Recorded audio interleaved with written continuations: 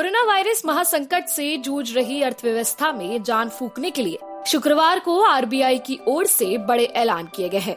RBI governor Shaktikanta Das ने reserve repo rate में 0.25% की कटौती का ऐलान किया है।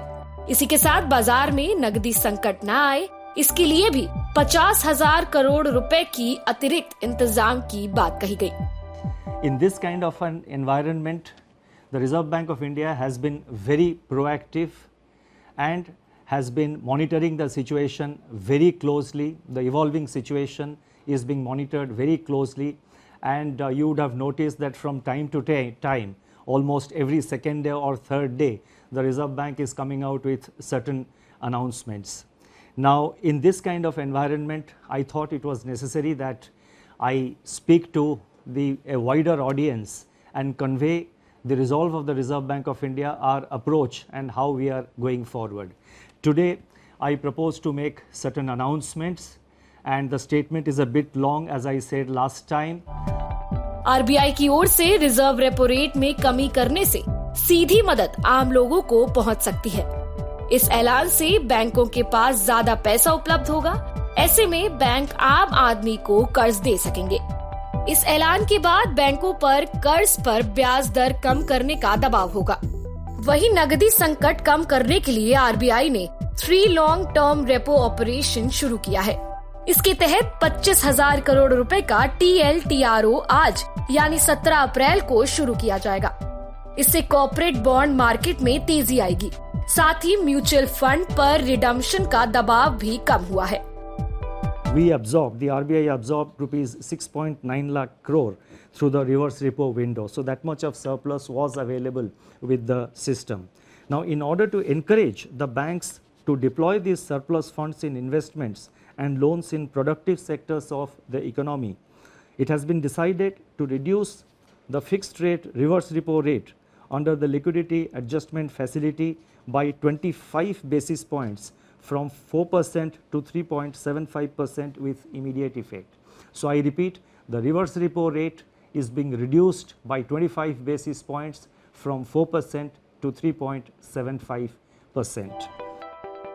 बैंकों को राहत देने के लिए रिवर्स रेपो रेट को 4% से घटाकर 3.75% किया गया है, जबकि रेपो रेट में कोई बदलाव नहीं हुआ है। इसके साथ ही नाबार्ड, सिडबी और नेशनल हाउसिंग बोर्ड को 50,000 करोड़ रुपए की मदद देने की घोषणा की गई है। All India financial institutions such as NABARD, SIDBI and National Housing Bank play an important role in meeting the long-term funding requirements of agriculture and the rural sector, small industries, housing finance companies, MFIs and NBFCs. These All India financial institutions normally raise resources from the market through specified instruments which are allowed by the Reserve Bank of India, in addition to, of course, relying on their own resources.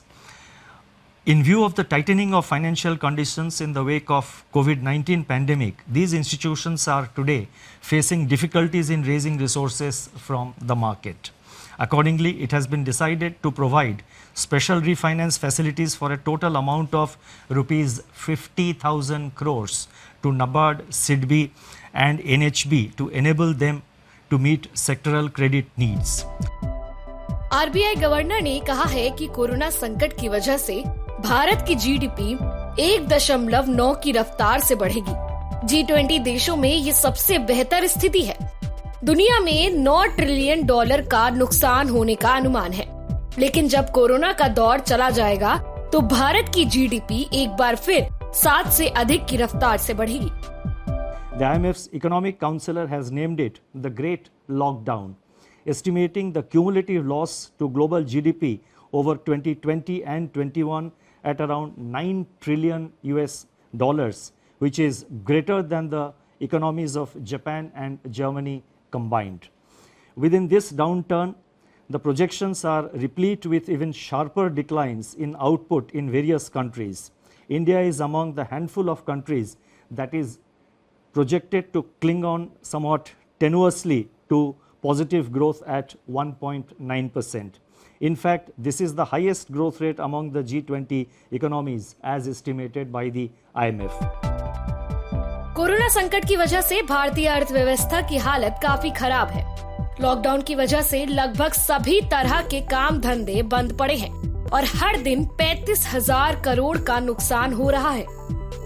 Lockdown के पहले चरण में ही देश की GDP को करीब 8 लाख करोड़ रुपए का नुकसान हो चुका है। आरबीआई द्वारा आज उठाए गए कदम भारत की अर्थव्यवस्था को पटरी पर लाने का काम करेंगे। एचएस न्यूज के लिए राज मिश्रा की रिपोर्ट। देश और दुनिया से जुड़ी सभी प्रमुख खबरों के लिए हमारे चैनल को सब्सक्राइब करें और लेटेस्ट वीडियो पाने के लिए बेल आइकन को जरूर दबाएं। साथ ही हमारे वीडियो को लाइक और शेयर करना ना भूलें।